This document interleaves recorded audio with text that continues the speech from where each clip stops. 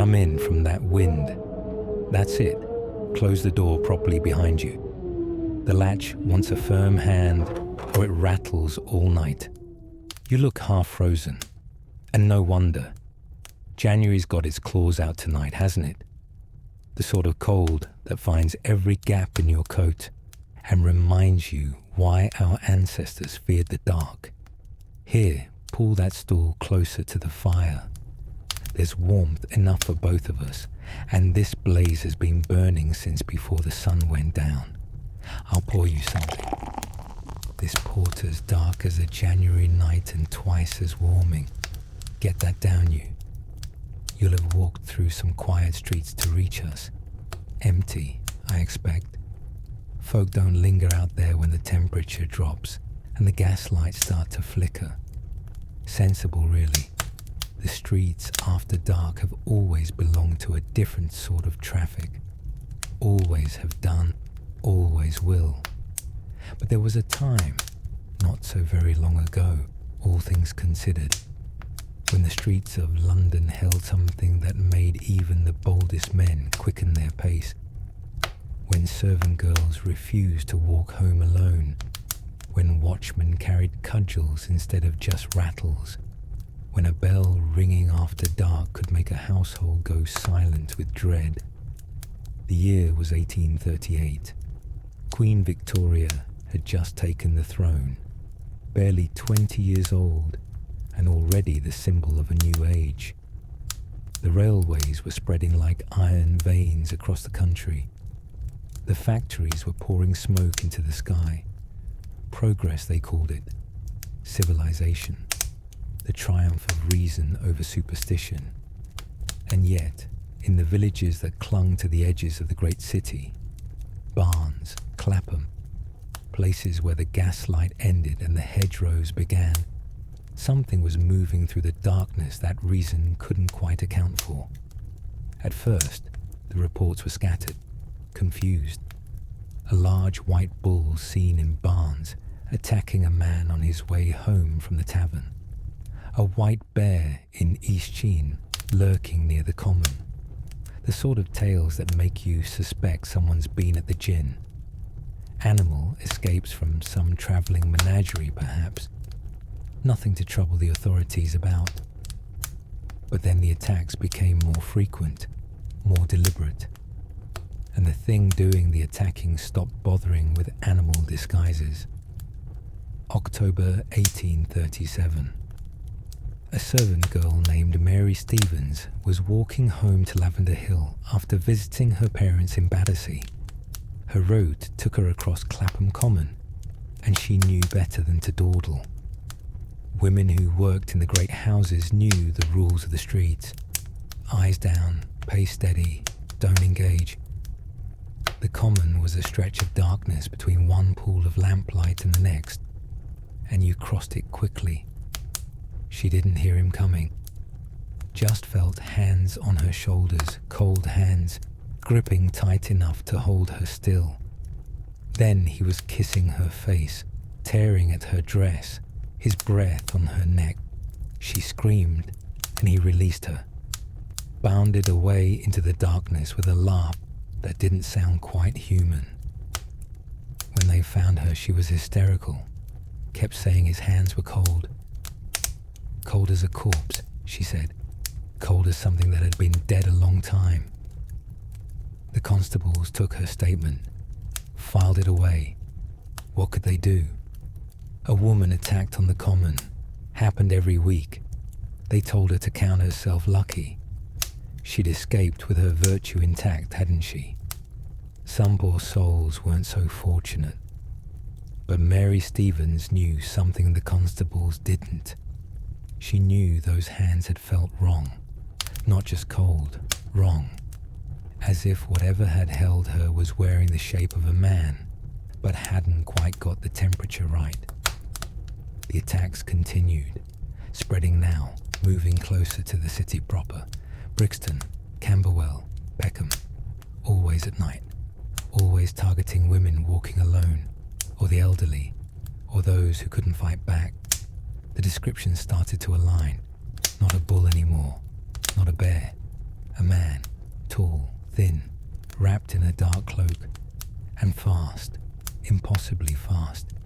He could leap garden walls in a single bound, vanish over rooftops, move through the narrow lanes of South London like smoke through a keyhole.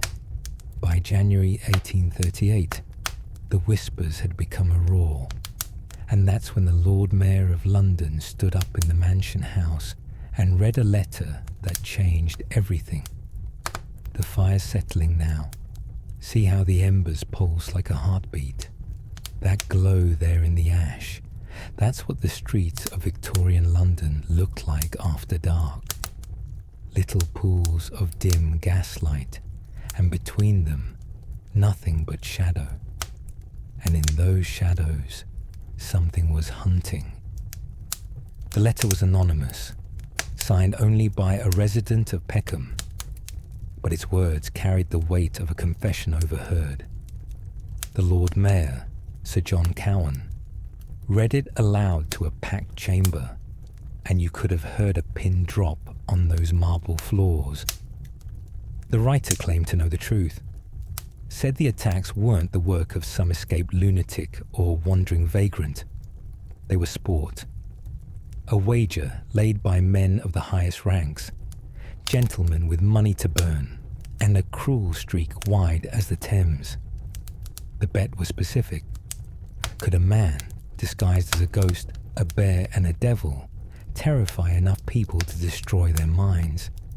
The targets were listed like a grocer's order. 8 old bachelors, 10 old maids, 6 ladies' maids, and as many servant girls as could be managed. To deprive them of their senses, the letter said.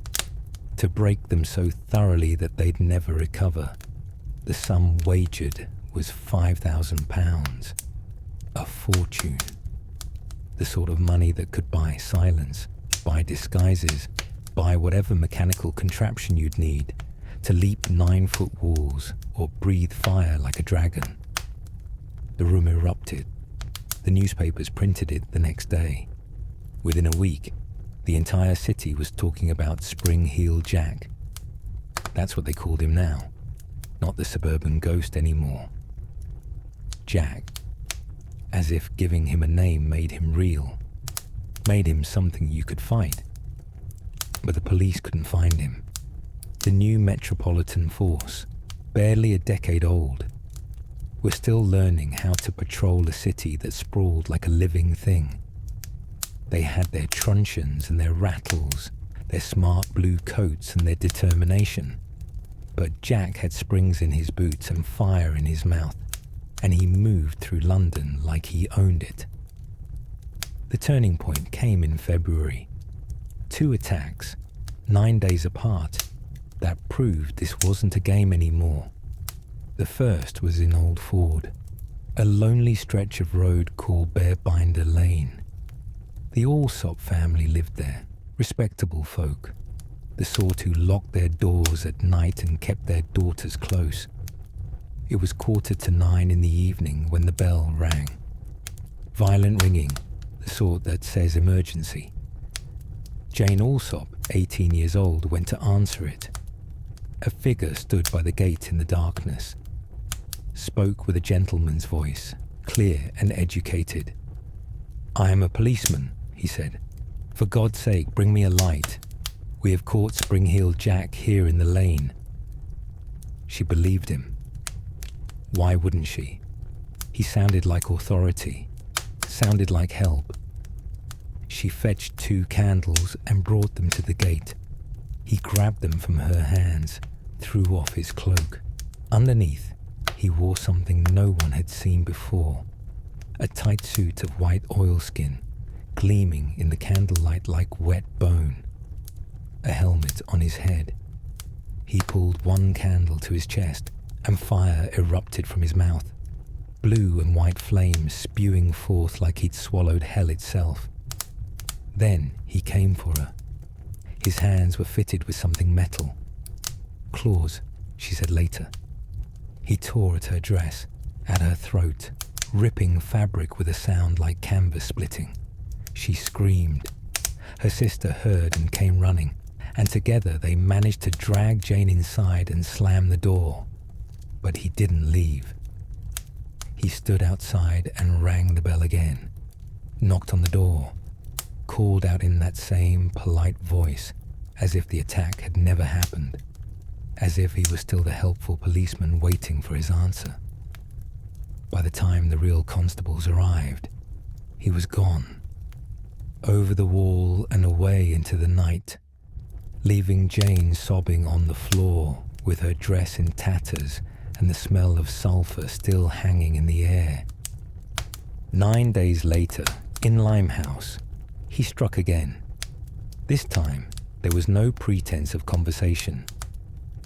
Lucy Scales and her sister were walking home from their brother's house in Green Dragon Alley, a narrow passage that stank of the butcher's district. They saw a tall figure standing in the shadows. Gentlemanly appearance, Lucy said, well dressed, the sort of man you'd nod to and hurry past. He stepped forward, didn't speak, didn't reach for them, just opened his mouth and spat fire directly into Lucy's face. She fell instantly, convulsing, blind. Her sister screamed for help, but the figure was already walking away, calm as you like. In an instant, the witnesses said, gone before the echo of the scream had faded. Lucy survived, but the fits lasted for hours, the blindness for days. And when she could finally speak again, all she could describe were his eyes. Red balls of fire, she said, like something that had crawled up from a furnace and borrowed a man's shape to walk among us. The city erupted. Vigilance committees formed in every suburb. Men with stout sticks and fowling pieces patrolling the lanes at night. The Duke of Wellington himself was said to have ridden out with pistols, though whether he ever found his quarry, no one can say. The police arrested a carpenter named Thomas Milbank. He'd been bragging in the Morgan's Arms that he was Jack. Drunk talk, most likely. But they found him with a greatcoat and white overalls that matched Jane Alsop's description. They dragged him before the magistrate, certain they had their man.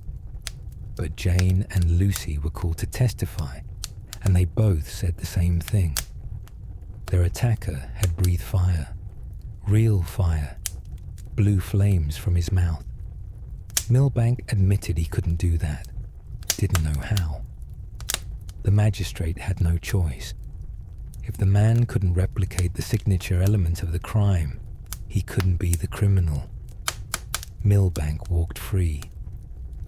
The irony wasn't lost on anyone. The very thing that made Jack a monster, the fire, the leaps, the impossible feats, was also the thing that protected anyone who tried to impersonate him. The myth had become the alibi.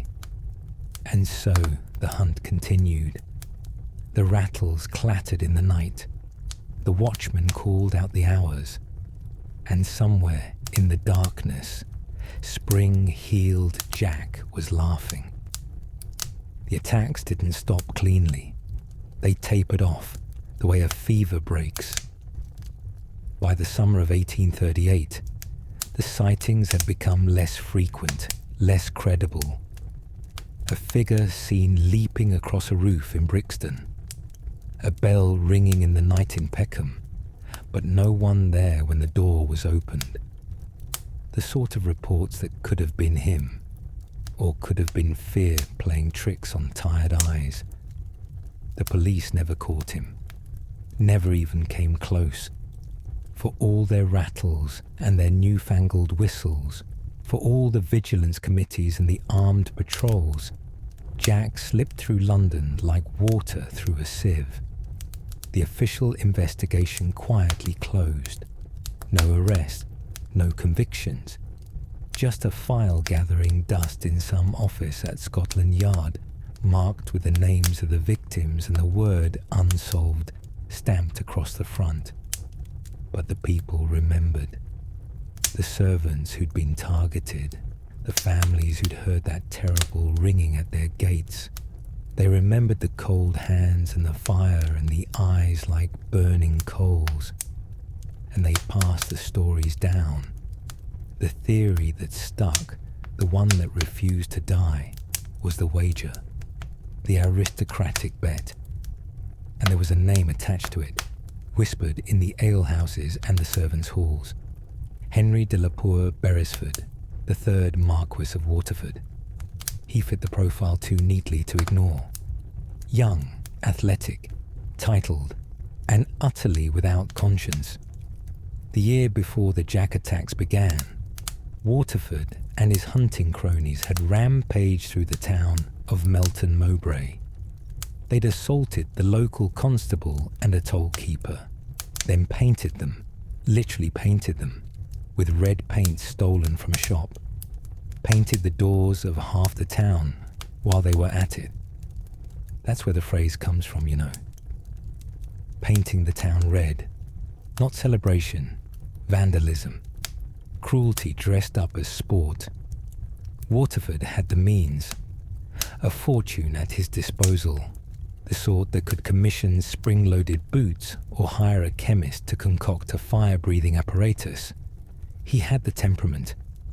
A documented hatred of authority, a contempt for women, a history of violence played off as pranks. And he had the protection. The law didn't touch men like Waterford. Not for long, anyway. Did he do it? The evidence is smoke and mirrors. He married in 1842, settled down, stopped making headlines. The attacks continued sporadically for years after that, though with less intensity, less credibility. Perhaps he was the original. Perhaps he inspired imitators. Or perhaps the whole thing was mass hysteria from the start. A city's fear given shape and substance by darkness and gaslight, and the stories we tell ourselves when we don't understand what's happening. The truth is, we'll never know. And maybe that's the point. Maybe Jack was never meant to be caught. He was a symptom, not a disease. A reflection of a city tearing itself apart between the old world and the new. Between superstition and science. Between the rich who did as they pleased and the poor who suffered for it. What we do know is this. The victims were real. Mary Stevens, Jane Alsop, Lucy Scales. Their terror was real. The scars they carried, some visible, some not, were real. And the silence that followed, the way the courts and the police and the newspapers moved on to the next scandal, that was real too. The legacy of Spring-Heel Jack isn't the leaps or the fire or the metallic claws. It's what came after. Within a few years, the penny dreadfuls had him. Cheap cereals sold on street corners, turning the woman-beating sadist into a hero.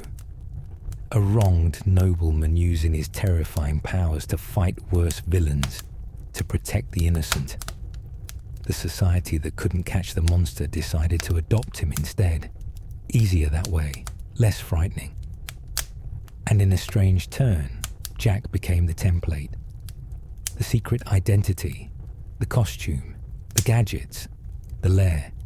All the tropes we recognize now from every caped crusader and masked vigilante, they were forged in the gaslit streets of Victorian London by a man who hunted servant girls for sport. The fire's nearly gone now, isn't it? Just embers left, glowing soft in the ash like distant eyes watching from the dark. The wind's dropped outside. You'll have a quiet walk home, which is more than Jane Alsop had. But before you go, let me pour you one more. Here's to the servant girls who walked home alone in the dark and made it safely. To the watchmen who rattled their warnings into the night. To Mary and Jane and Lucy, whose names we remember while the man who terrorized them remains a shadow. And here's to staying wary of the voices that call from the darkness. The helpful policeman at your gate, the gentleman in the alley, The ones who speak with authority and smile with teeth. Because the thing about Spring-Heeled Jack is this. He proved that the most dangerous monsters aren't the ones with claws and fire. They're the ones with money and privilege and the certain knowledge that they'll never be held to account. The ones who can terrorize a city, destroy lives, and vanish into the night while the law looks the other way. Some devils wear horns, others wear top hats, and the latter are far harder to exercise. Now off with you. The night's clear and the streets are well lit these days. No need for rattles or vigilance committees. But if you hear a bell ring after dark, if someone calls out asking for a light, perhaps think twice before you answer. Some doors, once opened, don't close again. Safe home. And mind how you go. You've been listening to British Pub Law. Mind how you go.